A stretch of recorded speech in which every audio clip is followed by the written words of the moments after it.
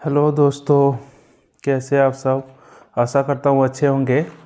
चलिए स्टार्ट करते हैं। आज का पॉलिटी सब्जेक्ट लेकर के आए हैं और चैप्टर है आज का राष्ट्रपति यानी प्रेसिडेंट। प्रेसिडेंट के बारे में आज हम लोग समझने का प्रयास करेंगे। प्रेसिडेंट यानी कि भारत का राष्ट्रपति। भारत का राष्ट्रपति के बारे में संपूर्ण जानकारी को प्राप्त करने का कोशिश करेंगे।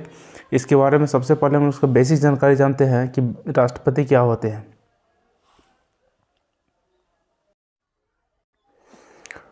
तो देखिए, भारत का राष्ट्रपति, राष्ट्रपति के लिए क्या है, राष्ट्रपति को क्या बोला जाता है, भारत का पहला नागरिक बोला जाता है। ठीक है, भारत का पहला नागरिक कौन होता है, तो भारत का राष्ट्रपति होता है। संघ यानी कि केंद्र की कार्यपालिका का प्रधान, यानी कि संघीय जो कार्यपालिका होता है उसका हेड कौन होता है, तो राष्ट्रपति होता है। ठीक है, सर्वोच्च सेनापति किसे कहते हैं, तो राष्ट्रपति को कहते हैं। राष्ट्रपति का जो चुनाव होता है वह कैसा होता है, अप्रत्यक्ष मतदान द्वारा होता है, मतलब इनडायरेक्ट इलेक्शन होता है। उसमें डायरेक्ट जनता इसका चुनाव नहीं करती है, विधायक या सांसद मिल करके उसका चुनाव करते हैं राष्ट्रपति का, इसीलिए इसको इनडायरेक्ट इलेक्शन के द्वारा इसको राष्ट्रपति का चुनाव कहा जाता है। ठीक है, ये हो गया राष्ट्रपति के बारे में बेसिक जानकारी। और एक ये है कि राष्ट्रपति को नाम मात्र की कार्यपालिका कहा जाता है, कि इसके पास कार्यपालिका शक्ति तो होता है लेकिन नाम मात्र का होता है। वास्तविक कार्यपालिका किसके पास होता है, तो वो होता है भारत का प्रधानमंत्री के पास होता है। संघीय कार्यपालिका का जो हेड होता है वह जरूर राष्ट्रपति होता है, लेकिन उसमें नाम मात्र का कार्यपालिका शक्ति होता है। वास्तविक कार्यपालिका शक्ति भारत के पीएम के पास होता है। ठीक है, देखिए नेक्स्ट, राष्ट्रपति। राष्ट्रपति के अब हम लोग जानते हैं उसकी योग्यता के बारे में पहले पढ़ते हैं, क्वालिफिकेशंस क्या होता है। तो भारत का राष्ट्रपति बनने के लिए पहला बात ये होना चाहिए, भारत का नागरिक होना चाहिए। ठीक है, न्यूनतम कितना आयु होना चाहिए, कम से कम 35 साल होना चाहिए। अधिकतम कुछ भी हो सकता है, उसके लिए कुछ भी लिमिट नहीं है। और क्या होना चाहिए, लोकसभा का सदस्य चुने जाने योग्य होना चाहिए, यानी निर्वाचित होने योग्य होना चाहिए। कितना उसके पास कैपेसिटी होना चाहिए कि वो लोकसभा का सदस्य चुने जाने योग्य हो। ठीक है, यानी कि किसी भी, और क्या होना चाहिए कि किसी लाभ के पद पर ना होना चाहिए। लाभ का पद किसको बोलते हैं, लाभ का पद उसी को कहते हैं, जैसे कि मान के चलिए कोई गवर्नमेंट जॉब है तो उसको लाभ का पद माना जाता है, नहीं गवर्नमेंट जॉब कोई भी नहीं होना चाहिए। ठीक है, तो ये हो गया बेसिक जानकारी किसका, क्वालिफिकेशन, यानी राष्ट्रपति बनने के लिए बेसिक योग्यता क्या होना चाहिए। तो मेनली इसमें पूछता क्या है, इसमें दो को कम से कम, यानी कि पॉइंट नंबर 2 और 3 को याद रखिएगा, जिसमें न्यूनतम एज कितना है, 35 ईयर्स है, और वह लोकसभा का सदस्य चुने जाने योग्य होना चाहिए। ठीक है, नेक्स्ट है निर्वाचन। राष्ट्रपति का इलेक्शन यानी निर्वाचन कैसे होता है, तो हम बताए थे कि राष्ट्रपति का निर्वाचन जो होता है अप्रत्यक्ष मतदान द्वारा होता है, इनडायरेक्ट इलेक्शन के द्वारा होता है। ठीक है, उसमें कौन कौन भाग लेते हैं, तो उसको समझने से पहले हम लोग थोड़ा समझते हैं संसद और विधानमंडल के बारे में। केंद्र में क्या होता है, संसद होता है। उसी प्रकार से राज्य में क्या होता है, विधानमंडल होता है। संसद में कौन होता है, लोकसभा और राज्यसभा होता है। वहीं राज्य में, विधानमंडल में विधानसभा और विधान परिषद होता है। ठीक है, LS मतलब हो गया लोकसभा, RS मतलब हो गया राज्यसभा, VS मतलब विधानसभा और VP मतलब हो गया विधान परिषद। तो सांसद को 2 भाग में बांटा गया है, कौन कौन सा उसमें होता है, लोकसभा और राज्यसभा। और विधानमंडल राज्य में होता है, तो राज्य में कौन कौन होता है, विधानसभा और विधान परिषद होता है। तो देखिए अब इसका निर्वाचक मंडल यानी कि राष्ट्रपति का जो इलेक्शन होता है कौन कौन भाग लेता है, तो उसमें भाग लेता है लोकसभा, राज्यसभा, विधानसभा और केंद्र शासित प्रदेश। केंद्र शासित जो प्रदेश है तो उसके दिल्ली और पुदुचेरी का जो विधानसभा का जो सदस्य है, तो विधानसभा के कौन सा सदस्य, तो निर्वाचित सदस्य। इसमें एक याद रखिएगा, वहाँ पर पूछा जाएगा कि लोकसभा का कुल सदस्य या फिर लोकसभा का निर्वाचित सदस्य, तो ऑप्शन में टिक लगाना है निर्वाचित सदस्य। राज्यसभा का निर्वाचित सदस्य, ठीक है, विधानसभा का भी निर्वाचित सदस्य, दिल्ली पुदुचेरी के विधानसभा का भी कैसा सदस्य, निर्वाचित सदस्य। यानी कि कुल सदस्य नहीं लेना है, इसमें निर्वाचित सदस्य को ही इसमें वोट डालने का अवसर मिलता है, इसीलिए इसको बोलते हैं निर्वाचक मंडल। यानी निर्वाचक मंडल में कौन कौन आते हैं, तो लोकसभा का निर्वाचित सदस्य वोट डाल सकता है, राज्यसभा का जितने भी निर्वाचित सदस्य वो वोट डालेगा, राज्यों में विधानसभा होता है तो विधानसभा का निर्वाचित सदस्य वोट डालेगा, और दिल्ली और पुदुचेरी जो केंद्र शासित प्रदेश है उसके विधानसभा का निर्वाचित सदस्य वोट डाल सकता है राष्ट्रपति के इलेक्शन में। लेकिन किसको पावर नहीं दिया गया है इसमें वोट डालने के लिए? तो देखिए यहाँ पर संसद में कौन था? लोकसभा राज्यसभा था। और विधानमंडल में कौन था? विधानसभा विधान परिषद था। तो विधान परिषद के सदस्य को राष्ट्रपति के निर्वाचन में वोट डालने का अधिकार नहीं है। ठीक है, वहाँ पर ऑप्शन पूछा जाता है क्वेश्चन में कि निम्न में से किसे राष्ट्रपति के निर्वाचन में मतदान करने का अधिकार नहीं प्राप्त है, तो वहाँ पर रहेगा लोकसभा, राज्यसभा, विधानसभा, विधान परिषद। तो आंसर क्या हो जाएगा? विधान परिषद। विधान परिषद के सदस्य को वोट डालने का अलाउ नहीं है किसमें? राष्ट्रपति के इलेक्शन में, क्योंकि विधान परिषद जो होता है सभी राज्यों में नहीं है, वो केवल और केवल विधानसभा कितने राज्यों में है? 6 राज्यों में है। ठीक है, विधानसभा कितने राज्यों में है? 6 राज्यों में है। ठीक है, तो सभी राज्यों में नहीं होने के कारण से उसके सदस्य जो हैं राष्ट्रपति के इलेक्शन में वोट नहीं डाल सकते हैं। ठीक है, तो ये हो गया एक टॉपिक। नेक्स्ट है, देखिए निर्वाचन की रीति। निर्वाचन का रीति क्या होता है? मतलब कि राष्ट्रपति का जो चुनाव होता है वो चुनाव में वोट जो डालता है वो कौन से तरीके से डालता है, इसीलिए इसको बोला जाता है निर्वाचित की रीति। निर्वाचन का तरीका क्या होता है? तो देखिए उसके लिए कुछ सिस्टम बनाया गया है। उस सिस्टम को बोलते हैं समान आनुपातिक प्रतिनिधित्व प्रणाली। ठीक है, या फिर उसको बोलते हैं एकल संक्रमणीय, है ना, मत पद्धति, यानी कि 2 उसमें सिस्टम होता है। पहला क्या होता है? समान आनुपातिक प्रतिनिधित्व प्रणाली, और एकल संक्रमणीय मत पद्धति। ये दोनों होता क्या है? सुनने में तो बड़ा अजीब जैसा लगता है, लेकिन वहाँ ऑप्शन में तुम्हारा यही रहेगा। तो देखिए इसको पहले समझने की कोशिश करते हैं कि पहले समझते हैं समान आनुपातिक प्रतिनिधित्व प्रणाली क्या होता है। ठीक है, देखिए जैसे कि हम मान के चलिए कि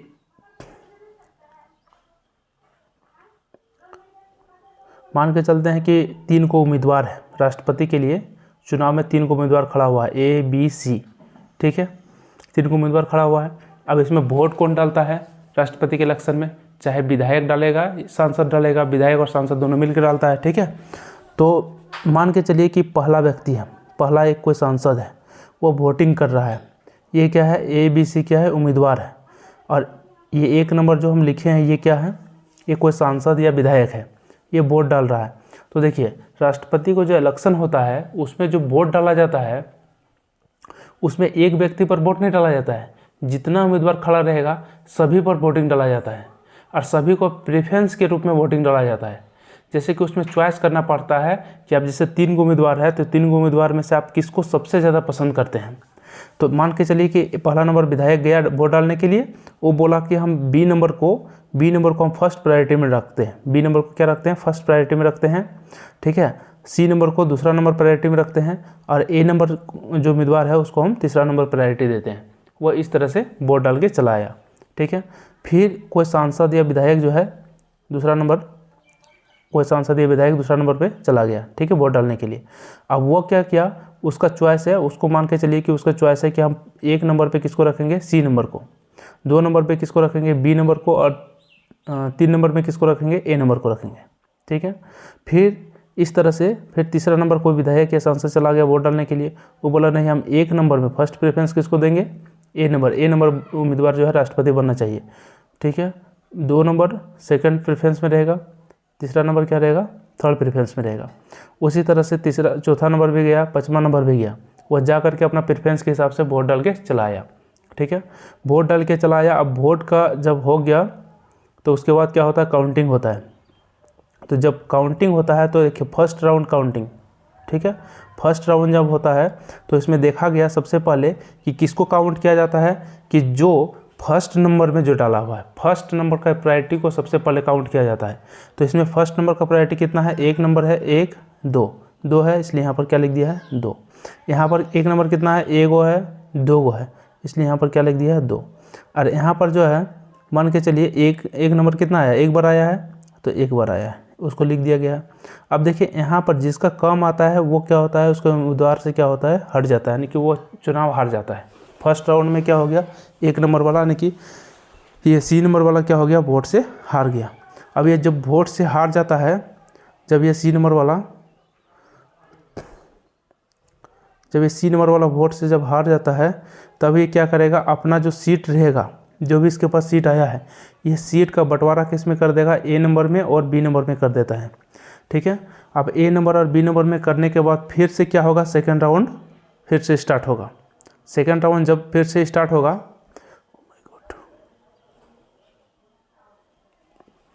सेकेंड राउंड फिर से जब स्टार्ट होगा तब क्या होगा,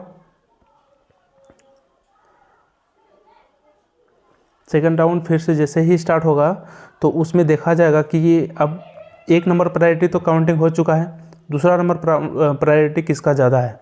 तो इसमें देखा जा रहा है कि दूसरा नंबर का जो है प्रायोरिटी ए गो है, इसलिए एक लिख दिया गया है। दूसरा नंबर का प्रायोरिटी यहाँ पर 1 2 3 गो है, तो 3 लिख दिया गया है। इसका तो कोई काम ही नहीं है, यानी सी नंबर तो पहले से हार चुका है। तो इसमें से कौन सबसे ज़्यादा सीट लाया है, तो बी नंबर वाला, इसलिए बी क्या हो गया है, विजेता हो गया है। इसी तरह से जो है राष्ट्रपति के इलेक्शन का काउंटिंग का गणना किया जाता है। तो दूसरा नंबर का जो गणना करने का जो अवसर मिला था, या मतलब कह सकते हैं कि दूसरा जनगणना के द्वारा जो है, ये दूसरा नंबर काउंटिंग के द्वारा किसको ज़रूरत पड़ गया था, तो राष्ट्रपति था वीवी गिरी। वीवी गिरी के समय पर वीवी गिरी के समय में दूसरे चक्र की मतगणना करना पड़ा। ठीक है, बाकी जितने भी राष्ट्रपति बने हैं वो फर्स्ट से ही, यानी पहली बार काउंटिंग से ही वह विजेता घोषित हो गए हैं। लेकिन वीवी गिरी के समय पर दूसरे चक्र की मतगणना करना पड़ा है। ठीक है, और एक इसमें कंडीशन है, ये तो समझ में आ गया होगा क्या है नहीं है। ठीक है, और इसमें कंडीशन रखा गया है कि कोटा, राष्ट्रपति के लिए कोटा होता है कि कुल वेद मत बटे 2 + 1, मतलब इस फॉर्मूला से हर एक राष्ट्रपति जो विजेता घोषित होते हैं इसको गुजरना पड़ेगा। मतलब जैसे कि मान के चलिए कि बी विजेता हो गया, तो बी विजेता हो गया तो उसको इस फॉर्मूला से पुट किया जाता है कि जितना भी वेद मत है उसको 2 से डिवाइड करके +1, मतलब 50% से एक अधिक कम से कम उसको वोट लाना पड़ेगा। यदि उतना वोट लाया है तभी जाकर के राष्ट्रपति के चुनाव के लिए वो विजेता घोषित होंगे, अदरवाइज ये घोषित नहीं होंगे। फिर से राउंड स्टार्ट होगा उसका। ठीक है, तो समझ में आ गया होगा कि इसमें क्या है। देखिए और एक बार इसको रिपीट करने की कोशिश करते हैं कि यहाँ पर 3 उम्मीदवार है, ABC में 3 को उम्मीदवार हो गए। ठीक है, कोई भी विधायक जाएगा वोट डालने के लिए, जैसे गया तो सबसे पहले क्या करता है कि वो प्रेफरेंस के हिसाब से वोट डाला जाता है राष्ट्रपति का। आप पहला नंबर पे किसको ज़्यादा पसंद करते हैं, तो बी नंबर में ये ज़्यादा पसंद कर दिया, सी को दूसरा नंबर पे प्रेफरेंस में रखा और ए को तीसरा नंबर में रखा।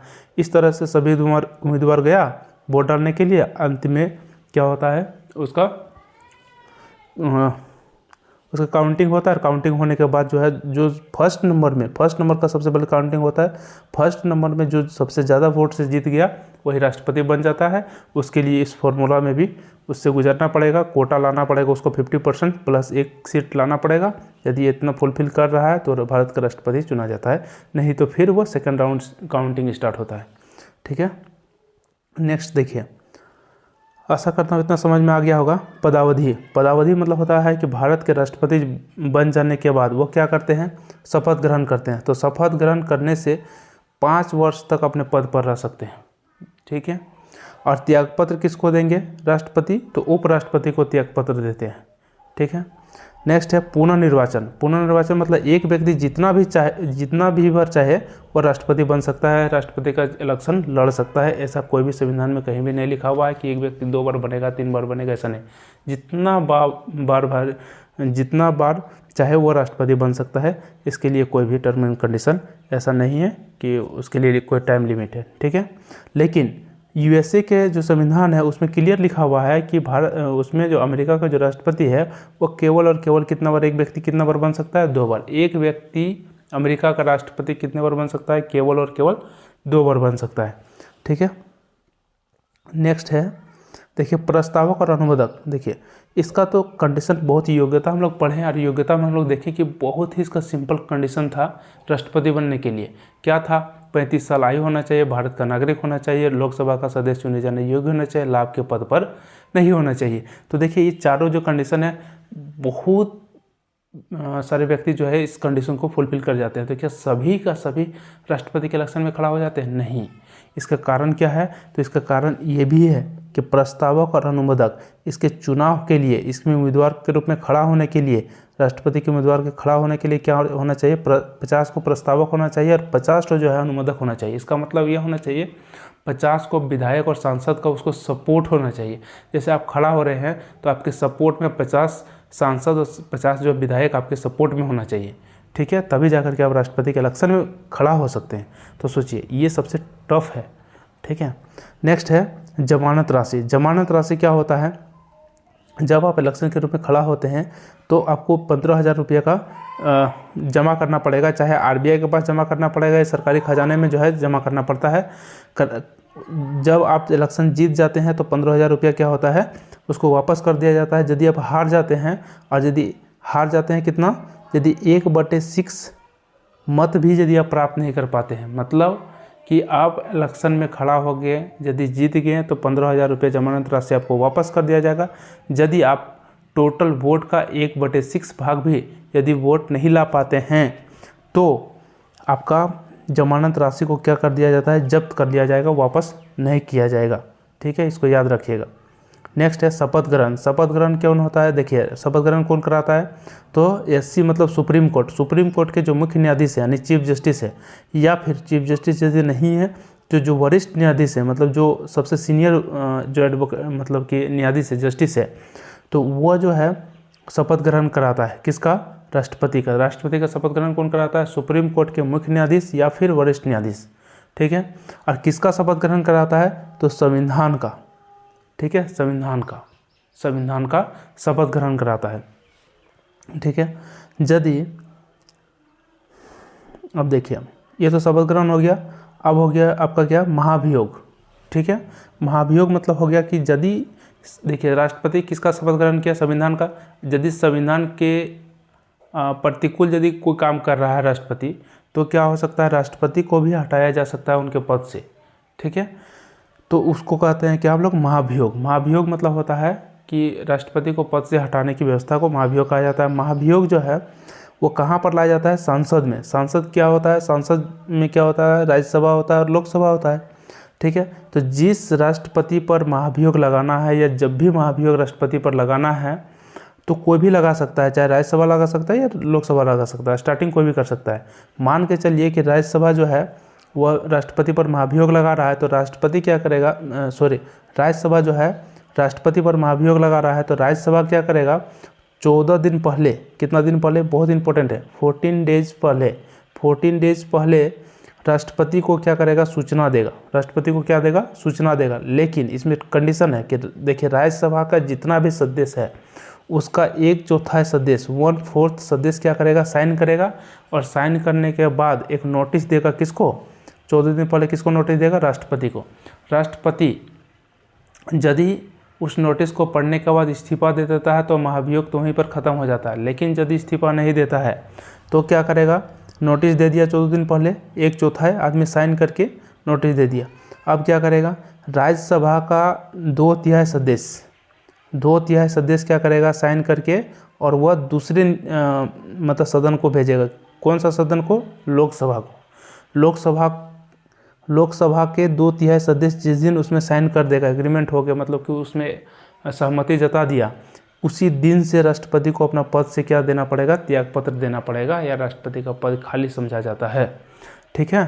तो ये प्रोसेस लोकसभा भी कर सकता है, राज्यसभा भी कर सकता है। लोकसभा भी सेम उसी तरह से, यदि लोकसभा यदि स्टार्ट करना चाह रहा है महाभियोग राष्ट्रपति के प्रति, तो क्या करेगा? लोकसभा का 1/4 सदस्य साइन करेगा और एक नोटिस देगा 14 दिन पहले। किसको? राष्ट्रपति को, ठीक है। उस नोटिस को पढ़ने के बाद राष्ट्रपति यदि पद का त्याग कर देता है या रिजाइन दे देता है तो समझ जाइए कि महाभियोग वहीं पर ख़त्म हो गया। लेकिन यदि नहीं देता है त्यागपत्र, तो लोकसभा का फिर 2/3 सदस्य क्या करेगा? साइन करके, और किसको भेजेगा ये नोटिस? राज्यसभा का 2/3 सदस्य जिस दिन साइन कर दिया, अब समझ जाइए उस दिन से भारत का राष्ट्रपति का पद क्या माना जाता है? रिक्त माना जाता है, या त्यागपत्र करना पड़ेगा राष्ट्रपति को, ठीक है। समझ में आ गया होगा महाभियोग। तो देखिए, लेकिन भारत में अभी तक ऐसा कंडीशन नहीं आया है, क्योंकि ये बहुत सम्मानित पोस्ट है और सब जानता है हमारे संविधान की मर्यादा को बनाए रखना सबसे बेहतर काम है, इसलिए अभी तक जो है कोई भी ऐसा राष्ट्रपति का ऐसा नौबत नहीं आया है जिस पर महाभियोग चला करके उसको पद से हटाया गया है। ठीक है, बहुत अच्छी बात है। नेक्स्ट है देखिए कि राष्ट्रपति की रिक्त जो है कितने दिन, 6 महीने के अंदर भरा जाना चाहिए। यदि राष्ट्रपति का पद यदि खाली है, किसी कारणवश यदि वो इस्तीफा दे दिए या त्यागपत्र दे दिए, तो उसको त्यागपत्र देने के 6 महीने के अंदर उसका जो है इलेक्शन कराना अनिवार्य है। तब तक कौन काम करेगा? राष्ट्रपति जो है उपराष्ट्रपति राष्ट्रपति के रूप में काम कर सकता है। ठीक है, नेक्स्ट है राष्ट्रपति और उपराष्ट्रपति यदि दोनों अनुपस्थित है, मान के चलिए कि राष्ट्रपति का पद भी खाली है और उपराष्ट्रपति का भी पद खाली है, तो उस कंडीशन में कौन काम करेगा? तो उस कंडीशन में भारत के राष्ट्रपति के रूप में कौन काम करेगा? प्रेसिडेंट के रूप में, है ना। प्रेसिडेंट मतलब राष्ट्रपति के रूप में कौन काम करेगा? तो सुप्रीम कोर्ट के मुख्य न्यायाधीश या फिर जो वरिष्ठ न्यायाधीश रहेंगे वह जो है भारत के राष्ट्रपति के रूप में काम कर सकते हैं। ठीक है, तो ये क्वेश्चन भी पूछा जाता है, इसको ध्यान में रखिएगा। नेक्स्ट देखिए वेतन। राष्ट्रपति का वेतन कितना होता है? तो 5 लाख रुपया राष्ट्रपति का वेतन होता है, मासिक वेतन। ठीक है, ये क्या होता है? मासिक वेतन होता है। उसके बाद उनका पेंशन भी दिया जाता है, साल में 9 लाख रुपया। उसका रहने के लिए बंगला दिया जाता है, टैक्स फ्री होता है उनका, आय से टैक्स, उसका जो वेतन होता है वह टैक्स फ्री होता है। ठीक है, बहुत सारे निभाते भी दिए जाते हैं, लेकिन मासिक वेतन कितना होता है? 5 लाख। क्षमादान है कि राष्ट्रपति का पावर है कि वो कोई किसी भी दंड को जो है वो क्या कर सकते हैं? क्षमादान दे सकते हैं, यानी कि मृत्युदंड जैसे हो गया या किसी प्रकार के दंड है उसको क्षमा कर सकते हैं, माफ़ कर सकते हैं। यह आर्टिकल नंबर 72 में लिखा हुआ है। या फिर कोई बहुत बड़ा दंड है तो उस दंड को क्या कर सकते हैं? घटा सकते हैं, कम कर सकते हैं, या फिर उसको बोल सकते हैं लघुकरण, यानी कि किसी को मान के चलिए 5 साल की सज़ा दिया गया है तो 5 साल की सज़ा को वह चाहेंगे तो उसको घटा करके 1 साल में भी कन्वर्ट कर सकते हैं, उसको लघुकरण कहते हैं। ठीक है, यानी क्षमादान की जो शक्ति होता है वो राष्ट्रपति को होता है। वो मृत्युदंड जैसे जो सज़ा है उसको भी वो माफ़ कर सकते हैं, या फिर उसको कन्वर्ट करके 5 साल या 7 साल के लिए सज़ा में कन्वर्ट भी कर सकते हैं। ठीक है, नेक्स्ट देखिए राजनीतिक शक्ति में क्या होता है कि भारत के जो राष्ट्रपति है दूसरे देश के साथ संधि या समझौता भी कर सकते हैं। देखिए दूसरे देश के साथ, कोई भी दूसरे देश के साथ यदि संधि या समझौता यदि करना है तो किन के नाम से किया जाएगा? भारत के राष्ट्रपति के नाम से किया जाता है। ठीक है, नेक्स्ट है मनोनयन मतलब क्या होता है? देखिए इसको समझने की कोशिश करते हैं। पहले मनोनयन क्या होता है कि देखिए लोकसभा के 2 गो सदस्य, 2 गो एंग्लो इंडियन,